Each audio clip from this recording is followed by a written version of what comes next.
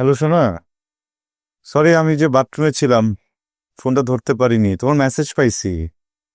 আচ্ছা শোনো, আমার তো আবার পরীক্ষা আছে, আমি কিভাবে আসবো এটা নিয়ে টেনশনে আছি বুঝছো। একটা একটা কাজ করবো নাকি, তুমি কি রেডি হওয়ার পরে নিজের একটা ছবি তুলে আমার পাঠাবা, তাহলে আমি দেখলাম তোমার কেমন লাগে। হুম। প্রথমবার এরকম লাল শাড়ি পরবো, কত কিছু প্ল্যান করছিলাম। অসুবিধা নেই, পরের বছর হবে না। সমস্যা নেই বাবা, তাহলে এক কাজ করি, আমি আমি দেখতেছি। হ্যাঁ, আমাকে একটু সময় দাও। কোনো কিছু করা লাগবে না, এক্সাম অনেক গুরুত্বপূর্ণ, ওইটা মনোযোগ দিয়ে দাও, ঠিক আছে? পূজা তো প্রত্যেক বছরই হয়, এক্সামটা সবসময় আসবে না।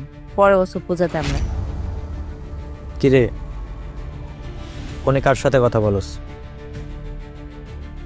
দাদা ওই বান্ধবীর সাথে। এদিকে আয়, তোর সাথে কথা আছে।